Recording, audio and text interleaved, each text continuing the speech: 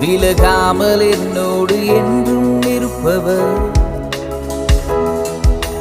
நேற்றும் என்றும் என்றும் மாறாதவர், விலகாமல் என்னோடு என்றும் இருப்பவர்.